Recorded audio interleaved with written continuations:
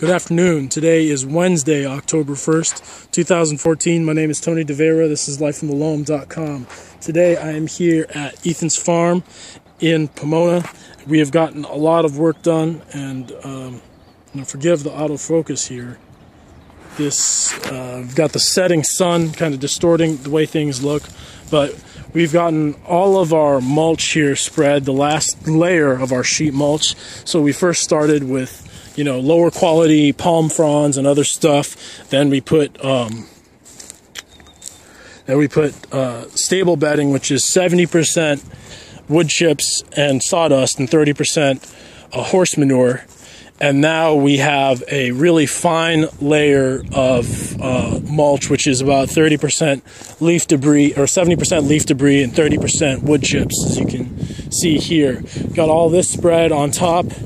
And now we're ready for our planting mix. And in fact, we did get one load of our planting mix delivered today, which is enough to form 2 beds, which we're walking up on now.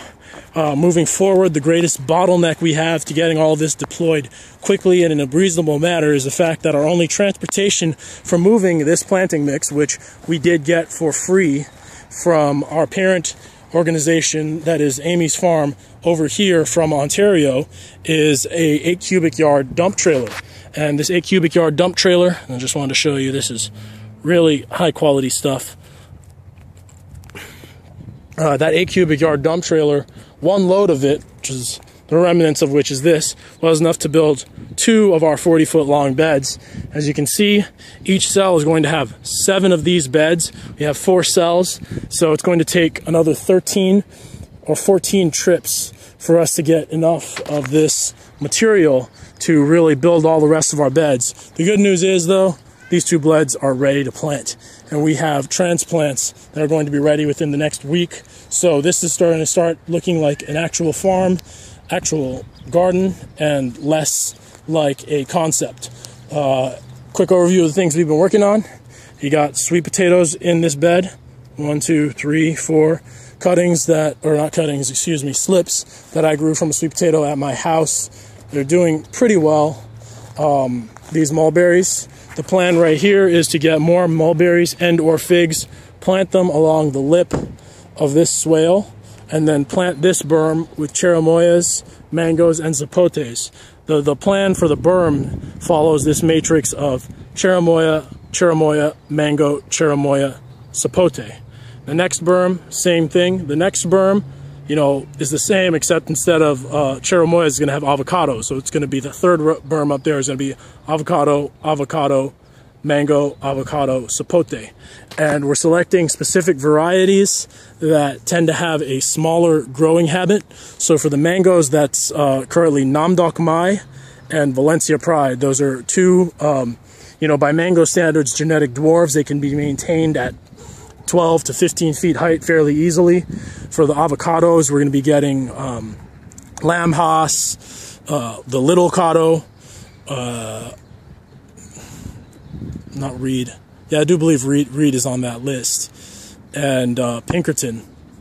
And but anyway, with that planting here, by having both trees up on the lip of this berm and on the lip of the swale and on the berm, we intend on creating a really shady alleyway here on this swale, and this is where we're going to plant pawpaws. And because the pawpaws and the cherimoyas are both fly pollinated, it makes sense to kind of put them close to each other so we can use the same cultural practices to attract more flies, more hoverflies, and other pollinators like that, so they can do some of the work for us. Over here, we've put our moringa trees in the ground, and for the most part, they seem to be adapting well. We put these in the ground 2 days ago, and we haven't been seeing too many issues with them. This ice cream bean tree here still needs to be topped, and this one, I think we need to cut one of these 2 leaders. Probably going to be the taller one, but I'm not certain. And we also put our dragon fruit into the ground today. Most of these are fairly well-rooted cuttings. We have 5 varieties overall, 2 unknown varieties from Cal Poly, and then 3 named varieties that I obtained from the Dragon Fruit Festival. That is Delight, Physical Graffiti, and Valdivia Roja. Additionally, we got more ice cream bean trees. This one, I think we passed by a really small one right there.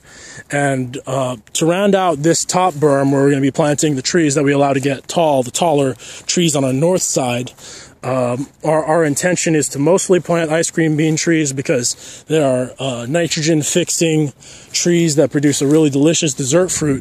But we're also going to put in two mango varieties and then an avocado variety. The two mangoes are going to be Glen and Gold Nugget. These are two trees that have a larger, more expansive growing habit. And then the avocado variety is going to be Fuerte, which is again a larger spreading tree that would be more difficult to maintain at a smaller size. So that's the plans for this area. These swales up here, we have different things we're planning on planting. This fourth swale in the back, we're going to put dwarf citrus trees, mostly our blood orange collection. This swale right here, I'm thinking coffee, because I do remember, again, this swale was filled up with all the pine needles, so it's going to be quite acidic as those pine needles decompose and really serve to acidify the soils. And then this swale here, which is the second swale, forgive me for the glare, I'm thinking persimmon trees maintained at a shorter height.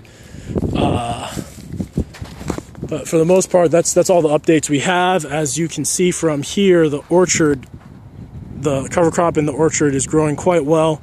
The sunflowers are getting pretty tall, and we've actually just spread some more manure in the orchard. I added more irrigation, and we just reseeded it with the same cover crop but a second flight, so it's going to be really lush in there pretty soon. Anyway, that's all the information I have for you in this update. I'm really excited and glad that we're at where we're at, because this is finally starting to look like you know, a real garden.